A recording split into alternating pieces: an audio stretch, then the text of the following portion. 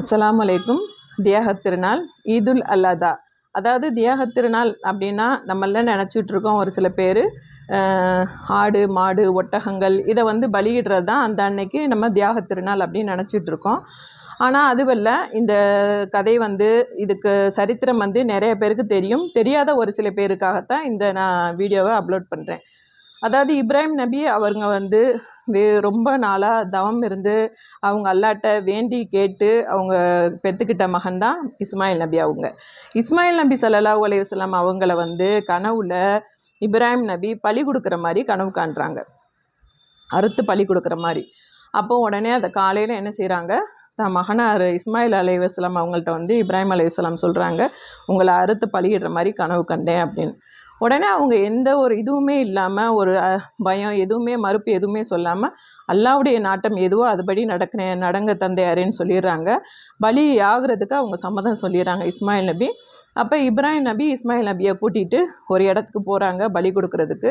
அவங்களுடைய தியாகத்தை அல்லாஹ் பார்த்துட்டு தான், நீங்கள் வந்து இப்ராஹிம் நபியை இஸ்மாயில் நபியை நீங்கள் பலி கொடுக்க வேண்டாம், இந்த இருக்க ஆடு இதை கொடுங்க அப்படின்னு சொல்லி அல்லாஹ் சொன்னதாக நம்மளுக்கு வந்து குர்ஆனில் இருக்குது.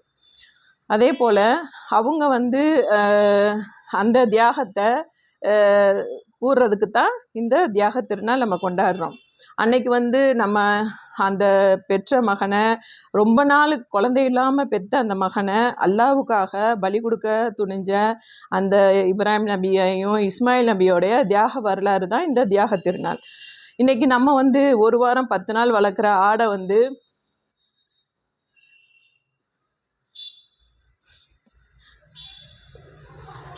பலி கொடுக்கையில் மனசு கஷ்டமாக இருக்கு.